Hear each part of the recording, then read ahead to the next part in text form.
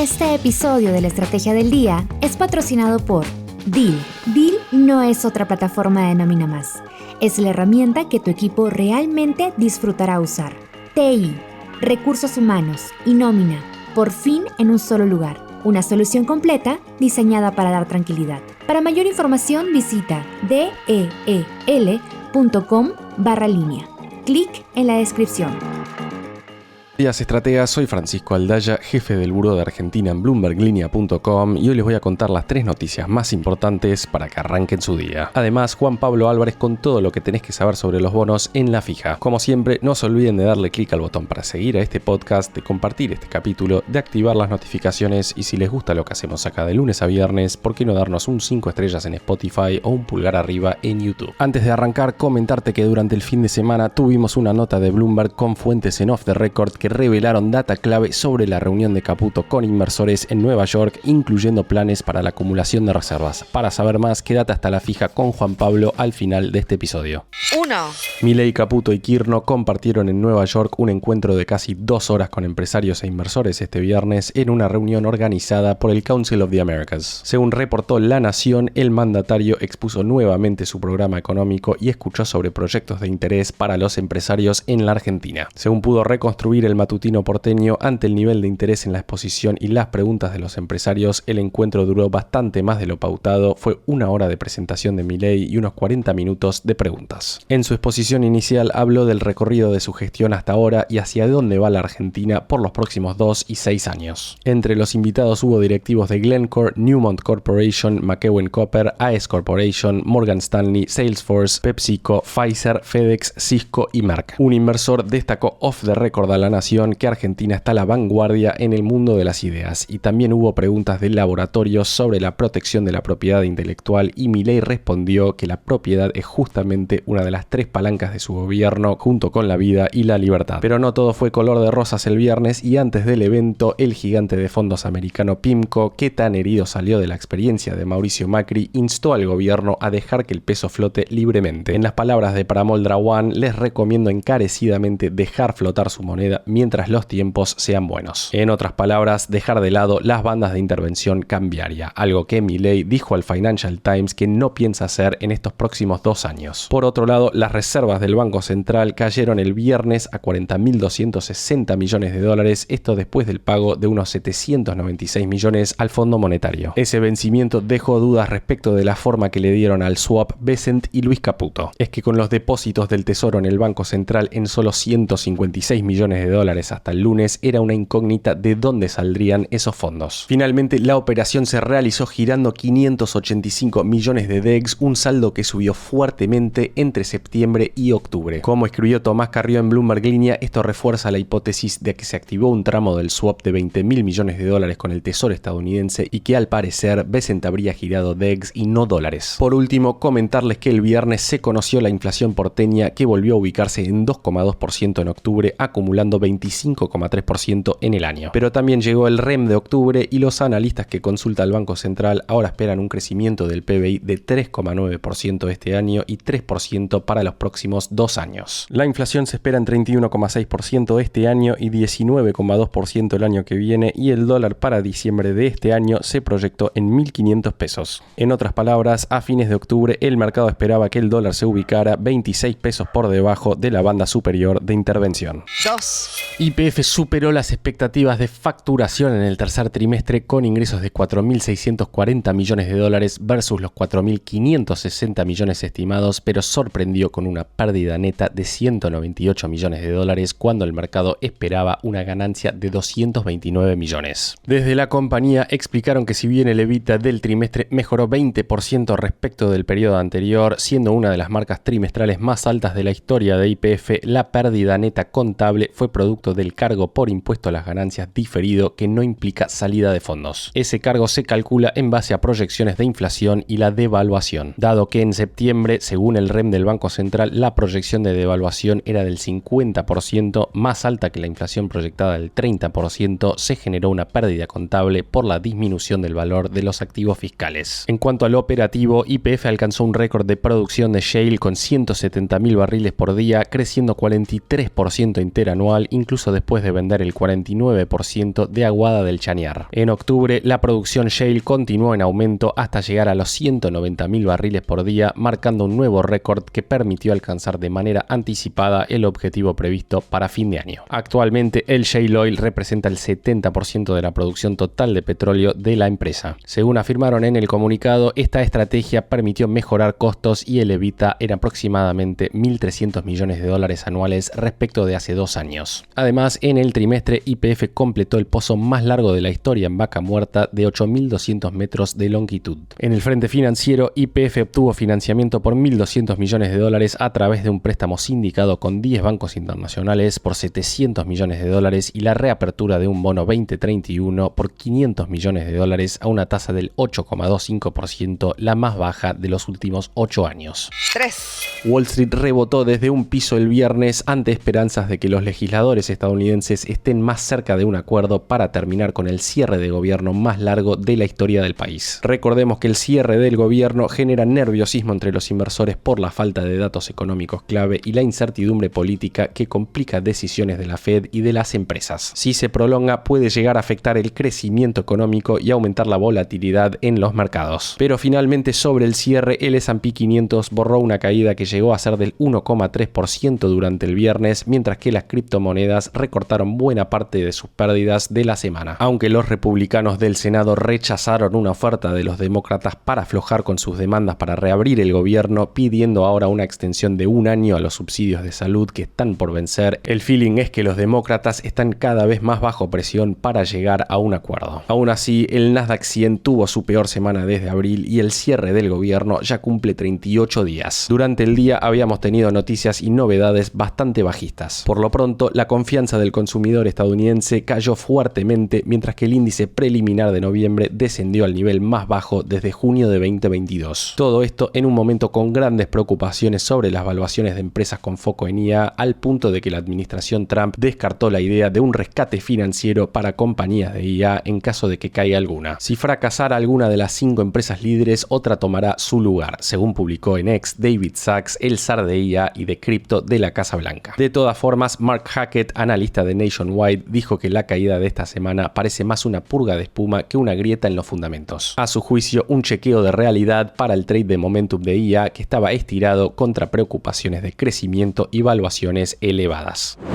Antes de pasar a la fija, veamos rápidamente cómo van a abrir hoy los mercados. El S&P Merval cayó 3,7% el viernes, fue una jornada más roja que verde para las acciones argentinas en Wall Street, con subas de hasta 1,9% para Deco Agro y caídas de hasta 3,9% para BBVA. Los bonos ley Nueva York cerraron mixtos muy cerca del 0%, el dólar blue va a abrir cerca de los 1.415 pesos, el MEP en 1.458 y el contado con liqui en 1.475. En cuanto al dólar oficial, el minorista quedó en 1.475 y el mayorista en 1.445. El riesgo país, por su parte, quedó el viernes en 636 puntos.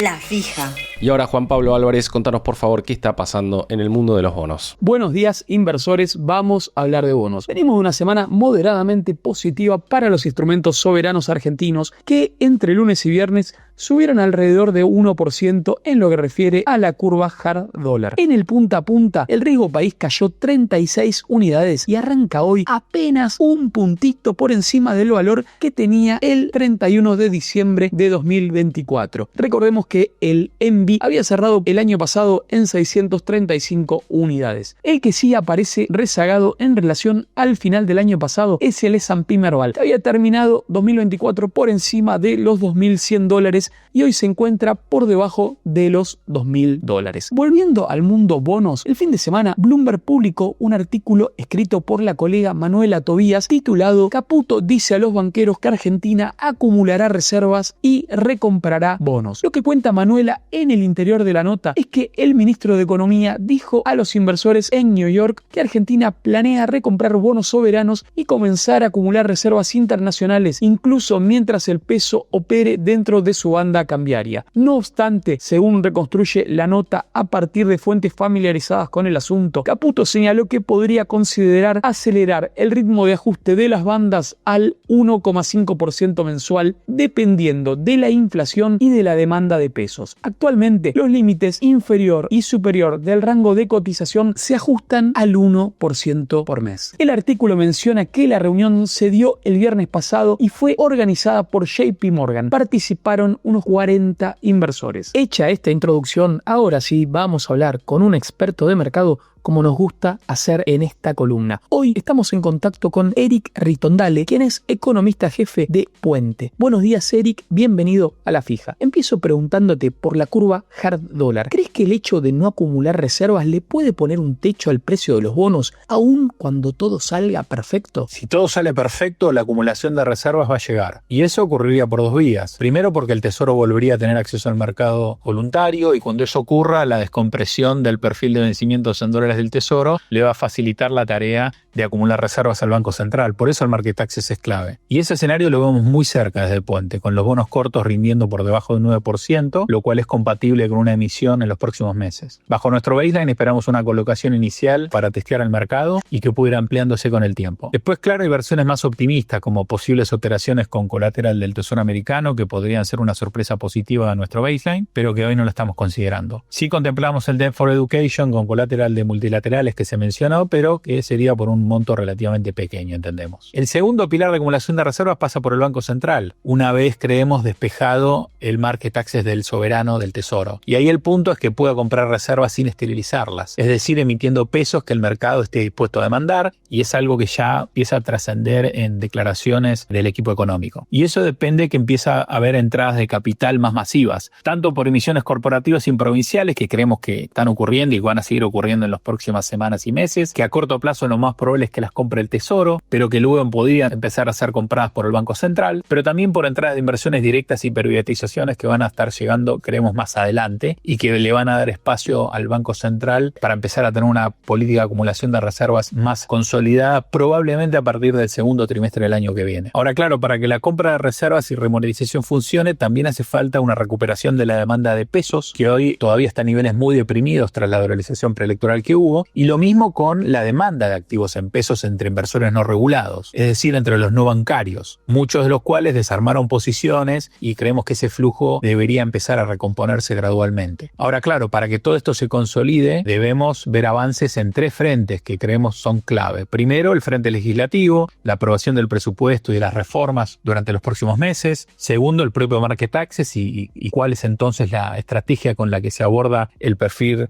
de vencimientos en dólares del soberano. Y tercero, una redefinición del régimen cambiario y monetario. Nosotros no esperamos una flotación libre ni la eliminación de las bandas, eso nunca estuvo en nuestro baseline, pero sí el fin de los controles cambiarios remanentes para corporativos y una revisión y definición más clara del marco de política monetaria. Esto es instrumentos, objetivos y una comunicación más convencional. Esto creemos que probablemente forme parte de la agenda de los próximos meses y que se incluya en la segunda revisión del acuerdo con el fondo en la primera mitad del primer trimestre del año 2026, y creemos que va a ser un hito importante para consolidar las expectativas y empujar la acumulación de reservas. ¿Qué ventajas y desventajas le encuentran a los distintos tramos de la curva hard dólar argentina y en cuál se sienten más cómodos? En este contexto donde la normalización macroeconómica ganó sustentabilidad a partir del resultado electoral y del apoyo del Tesoro americano, estamos recomendando en general a través de todas las curvas extender duration, ir hacia los tramos más largos. Esto incluye la curva soberana hard dólar particularmente. En ese tramo nos gusta el bono 2041, que es el bono más agresivo para jugar esta estrategia y el que tiene más recorrido si esta dinámica se sostiene en el largo plazo. Ahora, obviamente, los bonos cortos tienen la ventaja de ser más defensivos y de cumplir una función más protectiva si esta dinámica pierde impulso, si el acceso al mercado voluntario termina siendo elusivo, o si, por ejemplo, los bonos soberanos terminan siendo cancelados mediante la utilización del swap con el Tesoro americano, que creemos que no va a ser positivo para el crédito. Pero ese no es nuestro escenario base. Hoy, con un house view mucho más positivo sobre la normalización en curso y con el acceso al mercado muy cerca, vemos mucho sentido en asumir riesgo de duration y ir hacia los tramos más largos de las curvas. ¿Ven algún sentido en pagar una prima por legislación? La verdad es que no, hoy no vemos sentido en pagar una prima por legislación. De hecho, esa brecha se amplió bastante en los últimos meses y desde nuestro punto de vista eso deja a los bonares de ley local con valor relativo frente a los globales. Nos parece que los bonares han quedado relativamente baratos y creo que parte de esa distorsión se explica por la existencia todavía de regulaciones, pero también tiene que ver con el tipo de inversor que participa en cada curva, siendo que en la de ley local hay una presencia mucho mayor de inversores locales, mientras que en la de globales predominan los internacionales. Y esto lo digo considerando lo que pasó antes de las elecciones, donde los que más desarmaron posiciones tendieron a ser justamente los inversores locales. Creo que eso generó una especie de sobreventa por la dolarización en la parte de los bonares, que todavía se está corrigiendo, y por eso en estos niveles de spread creemos que hay oportunidad de valor relativo y que tiene sentido estar más posicionado en títulos de ley local. Yendo a la parte pesos, ¿qué nos dice hoy la curva de bonos argentinos respecto de lo que espera el mercado para la economía del país? La curva de pesos hoy está contando una historia de estabilidad cambiaria y normalización. Estabilidad cambiaria porque el tipo de cambio real implícito en la curva hoy es bastante parecido al actual. Las valuaciones no están descontando una corrección a futuro y esto es un cambio muy importante respecto a lo que veíamos antes de la elección de medio término, cuando las curvas predecían depreciaciones reales del 20, del 30% o incluso más antes de que el Tesoro americano anunciara su apoyo financiero. Hoy el mercado no está en ese modo, está asumiendo un tipo de cambio real estable para los próximos trimestres, algo que está en línea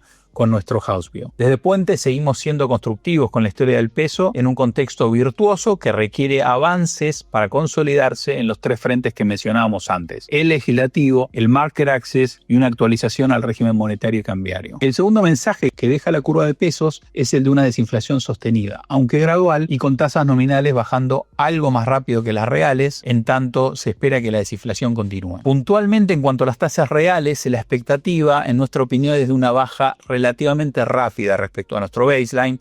Ahí nosotros somos un poco más cautos, creemos que las tasas reales van a bajar, pero va a ser un proceso algo más lento de lo que reflejan las curvas y por eso nos gustan los bonos Tamar, sobre todo los bonos Tamar más largos. ¿Creen que es momento de estirar duration en bonos en pesos? Definitivamente creemos que tiene sentido estirar duration en la curva de pesos, al igual que en la curva de dólares. Allí el instrumento por excelencia para jugar más agresivamente esta estrategia es el Bond 2030. No es un instrumento para el manejo de liquidez o de tesorería de corto plazo, sino más bien para un horizonte de inversión más largo, con una mirada constructiva sobre la moneda y obviamente que involucra una volatilidad mayor que instrumentos más cortos. Alternativamente vemos a los Bontam, a los duales, como se los conoce también, como alternativas intermedias y menos agresivas para esta estrategia. En el escenario base de Puente, ¿cómo sigue la película de la tasa? Es una muy buena pregunta, pero que requiere una respuesta larga, porque la dinámica de tasas hoy tiene varios planos. De fondo, lo que realmente cambió fue la percepción de riesgo soberano. Después de la elección, el riesgo colapsó y eso habilitó una fuerte baja de tasas reales. Y en ese contexto, el gobierno aprovechó para comenzar a relajar un poco las condiciones de las licitaciones de bonos del Tesoro y también para ir normalizando muy marginalmente su política de encajes el Banco Central. Más recientemente, la baja del tipo de cambio también da espacio para que las tasas empiecen a ajustar a la baja. No obstante, ahí no vemos que el relajamiento monetario tenga mucho más recorrido por el lado de las licitaciones del Tesoro, a diferencia de lo que ocurrió inmediatamente después de la elección. Ahí hay un límite claro, la liquidez en pesos del Tesoro es acotada y más aún, parte de esos fondos tal vez se destinen a compras de dólares en bloque, como mencionaba antes, vinculadas a emisiones que pueden venir en las próximas semanas de corporativos y de provinciales. Por eso, más que por el lado de las licitaciones, creemos que la relajación va a venir por el canal de los encajes. Y ese es un proceso que apenas comenzó y que todavía tiene más recorrido por delante y que creemos que va a seguir impulsando una mejora en la liquidez del sistema y habilitando una política monetaria menos contractiva en el margen. Ahora, de fondo, el gran pivote monetario y lo que realmente creemos que puede cambiar la dinámica va a venir de la compra de reservas no esterilizar por parte del Banco Central, que es algo que ya se mencionó el equipo económico, incluso el propio Banco Central en presentaciones recientes. No es algo que esperamos ocurra en el corto plazo, más bien en nuestro baseline estamos esperando que esto ocurra a partir del segundo trimestre del año próximo, pero claramente sería ya un cambio mucho más de fondo, con una relajación monetaria bastante más sostenida y que habilitaría una transmisión más clara para la recuperación del crédito privado. Respecto a la presencia del Banco Central en las ruedas simultáneas, creemos que va a seguir operando ahí, lo vemos como un instrumento que llegó para quedarse. De hecho, el Central ha estado bajando sostenidamente las tasas en ese mercado. Ahora, mirando un poco más hacia adelante, lo que esperamos es una redefinición de los instrumentos y los objetivos de política monetaria, es decir, más claridad sobre las variables que puntualmente va a controlar el Banco Central, cuáles van a ser los instrumentos, si va a apuntar a control puro de agregados o de tasas y qué instrumentos va a utilizar para eso. Hoy, por ejemplo, el Banco Central no cuenta con un instrumento de esterilización bien definido para controlar agregados. Las simultáneas de alguna manera cumplen con esa especie de función de corredor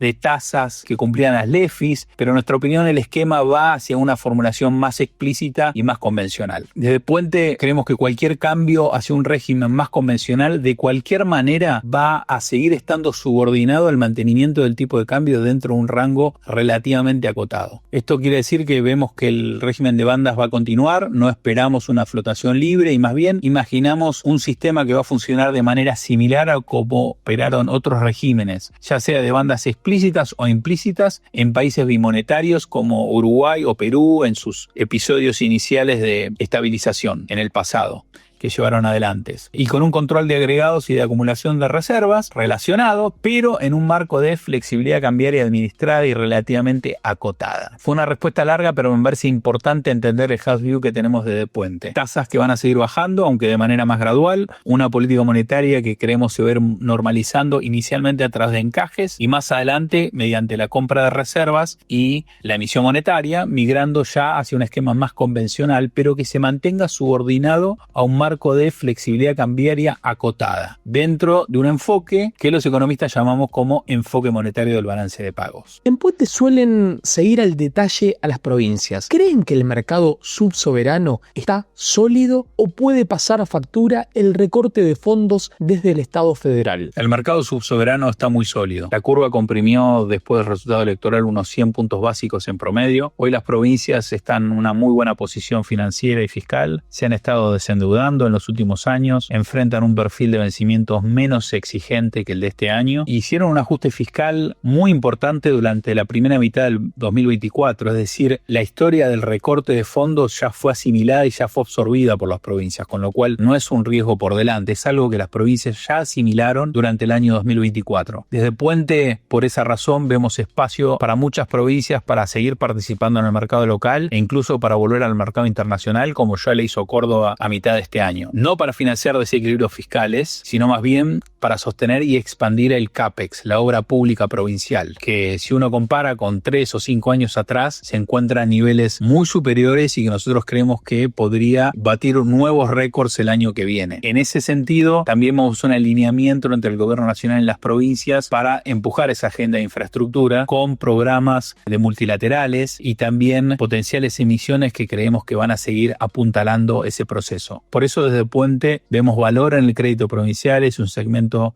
sólido con fundamentos que han estado mejorando y con espacio para seguir creciendo. En lo que refiere a bonos de la provincia de Buenos Aires, ¿ven atractivo para un inversor que busca algo de riesgo y que ve que el soberano se puso más caro o todavía el crédito bonaerense es muy arriesgado? La provincia de Buenos Aires es un crédito que en Puente hemos venido recomendando hace mucho tiempo. No es algo nuevo y en cierta manera fue un call fuera de consenso que tuvimos y hemos mantenido todo este tiempo y que terminó siendo muy acertado dado la dinámica que ha mostrado este crédito en los últimos años, visión que hoy seguimos manteniendo. En cierta manera, la provincia de Buenos Aires es distinta al resto de las provincias que se comportan bastante más desde el lado de la evaluación del crédito y de los rendimientos que muestran como un corporativo. El caso de la provincia de Buenos Aires es distinto y en ese sentido es mucho más un cuasi soberano más puro, razón por la cual creemos que va a seguir siendo uno de los nombres que mejor reflejen la historia de normalización macroeconómica de Argentina, como ha sido hasta ahora y como creemos que va a continuar siendo por delante. Estos bonos creemos que siguen ofreciendo un carry que es atractivo es un crédito relativamente con poca deuda y que ha estado aprovechando, al igual que muchas otras, el acceso al mercado local en los últimos años. ¿Cómo armarías hoy una cartera con exposición 100% argentina para alguien conservador y como para alguien agresivo? Simplificando, diría que para un perfil agresivo la combinación más interesante pasa por los bonos soberanos largos en dólares del 2041, los bonos de la provincia de Buenos Aires en dólares y para la posición de pesos el Bonte 2030 como mencionaba antes y acciones donde dentro del equity seguimos viendo a los bancos como el play más atractivo y más agresivo. Para un perfil más conservador la estrategia obviamente es distinta, mantener posiciones en la parte corta de la curva hard dollar, ya sea en bonos corporativos o provinciales de muy buena calidad y en la parte de pesos en la parte más corta de la curva SER y evitar exposición a equity. Si se quiere algo más de rendimientos para la curva en dólares, se podrían considerar los bonos reales del Banco Central o incluso para tener un poquito más de rendimiento la parte corta de los bonos soberanos en dólares como el Global 29 o el Global 2030. En el mercado internacional de renta fija, ¿están viendo atractivo en algún segmento en particular? En cuanto a la renta fija internacional, creemos que es el tiempo de los mercados emergentes que se ven favorecidos por los desafíos que muestran las economías desarrolladas en el plano fiscal. Situación que no es comparable para las economías emergentes que muestran en la mayoría de los casos rendimientos superiores, pero con posiciones fiscales más ordenadas, con niveles de endeudamiento menores y con un nivel muy aceptable de reservas internacionales, los cuales las posiciona hoy en una situación relativamente atractiva comparadas con el rendimiento que ofrecen economías desarrolladas que empiezan a mostrar vulnerabilidades propias de economías emergentes del pasado. En cuanto al posicionamiento de la curva, creemos que en este contexto no hay un caso para posicionarse demasiado largo, justamente por los desafíos que enfrentan en cuanto a la sustentabilidad de la deuda en las economías desarrolladas. Y por esa razón nosotros preferimos, a pesar de que las tasas largas son más altas, posicionarnos en el tramo medio, en durations entre 3 y 5 años, que hoy creemos que ofrecen el mejor equilibrio entre rendimiento y riesgo de tasa. Por eso, en definitiva, nuestra recomendación es mantener exposición moderada en duration, evitando los extremos, tramo entre medio y corto, selectividad en emergentes y una mirada constructiva hacia el 26, en donde esperamos un buen año para la deuda emergente. Y ahí pasaba por la fija Eric Ritondale, economista jefe de Puente, a quien le agradecemos muchísimo su participación en la fija. Antes de despedirme, quería repasar un poquito la semana pasada. El Tesoro llevó a cabo una licitación en la que logró un rollover de 112%. Colocó deuda por 8,5 billones de pesos ante vencimientos de 7,6 billones de pesos. Lo positivo es que el gobierno consiguió estirar plazos y bajar tasas. Según un informe de Facimex Valores, la tasa de corte promedio ponderada por monto emitido en títulos a tasa fija comprimió 542 puntos a 35% de tasa efectiva anual, es decir, la cifra más baja desde principios de junio. Previo a la licitación, el Banco Central había recortado su piso en simultáneas del 25 al 22%. En lo que respecta al mundo corporativo, Pampa Energía informó que el 8 de diciembre de 2025 realizará el rescate total de la ON Ley New York clase 9, cupón del 9,5%, vencimiento el 8 de diciembre de 2026 y con un monto en circulación de 61 millones de dólares. Por último, quería compartir con ustedes dos lecturas de los últimos días. En primera instancia, un informe de la consultora Econviews dirigida por Miguel Kigel que repasa cómo fue la última emisión de bonos internacionales de Argentina. El estudio recuerda que el último acceso al mercado internacional se dio en 2016. En aquel momento, recuerda Econviews, el gobierno de Macri volvió a colocar deuda en el exterior luego de llegar a un acuerdo con los holdouts para salir del default. El riesgo país venía cayendo desde 2015, sobre todo a partir de que se materializaron las chances de que el kirchnerismo dejara el poder. El día de la emisión, 18 de abril de 2016, la prima soberana era de 550 puntos, según una serie con ajuste de Econviews debido a cambios de metodología desde la emisión. En total se colocaron 16.500 millones de dólares divididos en 4 bonos con cupones del 6,25% a 3 años a 7,6%, el más largo de ellos, a 30 años. El reporte subraya que hay que tener en cuenta que era un mundo de tasas más bajas, es decir, que podía tolerarse un riesgo país algo mayor. La tasa de los Fed Funds estaba en 0,25% a 0,5% y el bono a 10 años del Tesoro de Estados Unidos rendía cerca de 1,9%. Algunos meses más tarde, concretamente en julio de 2016, se colocaron otros 2.750 millones de dólares con tasas similares y un riesgo país que era levemente más bajo. En el primer semestre de 2017 siguieron las emisiones, unos 14.000 millones de dólares aproximadamente en total. La consultora resalta que un factor externo ayudó en estas colocaciones. Los países emergentes fueron receptores netos de flujos de capital en esos años. En comparación con aquella época, el nivel actual de riesgo país implica un mercado cerrado. Es cierto que hay un progreso muy grande, resalta Econviews, pero concluye que hoy, con una tasa libre de riesgo en torno al 4%, se necesita comprimir aún más la prima soberana para llegar a niveles razonables. Por último, quería compartir con ustedes una nota de Bloomberg titulada "La emisión global de bonos alcanza un récord de 5,95 billones de dólares al año". El artículo resalta que las ventas globales de bonos se dispararon a un nivel récord este año, mientras los emisores aprovechan las condiciones favorables del mercado para financiar desde el auge de los proyectos de inteligencia artificial hasta el resurgimiento de las adquisiciones. La emisión se ha mantenido en fuerte ascenso durante gran parte de 2025 y alcanzó un nuevo récord anual de 5,95 billones, superando el máximo anterior de 2024 según datos compilados por Bloomberg. Y aún resta un mes para que termine el año, con Wall Street preparándose para el noviembre más activo en más de una década. Las colocaciones han estado dominadas por instituciones financieras y por un incremento en la emisión de deuda soberana destinada a cubrir crecientes déficits fiscales. Una reciente oleada de emisiones de gran tamaño por parte de empresas como Alphabet y Meta también ha hecho que el sector de comunicaciones destaque con 2/3 más de deuda que el año pasado. En Estados Unidos, Meta recibió órdenes por 125.000 millones de dólares, una cifra récord para una emisión corporativa en su colocación de 30.000 millones de dólares del 30 de octubre. Concluida la lectura de este artículo de Bloomberg, ahora sí, estimados oyentes, me despido de ustedes, espero que tengan una gran semana. La frase del día. Antes de irnos, escuchemos lo que dijo el viernes en un informe la OCDE respecto del gobierno de Javier Milei. Este modelo enfrenta importantes desafíos en su implementación, especialmente considerando la larga trayectoria industrial de Argentina y sus capacidades productivas acumuladas que corren el riesgo de ser debilitadas en lugar de aprovechadas bajo la trayectoria actual. Al mismo tiempo, reconoció que la consolidación fiscal y la suspensión de financiamiento monetario han reducido significativamente la inflación.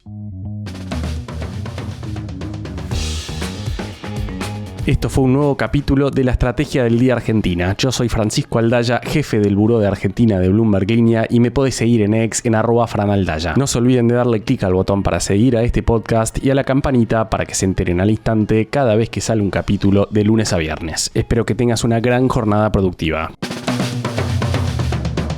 Esto fue La Estrategia del Día Argentina, escrito y narrado por Francisco Aldaya. Producido por Arturo Luna y Daniel Hernández. Que tengas un día muy productivo.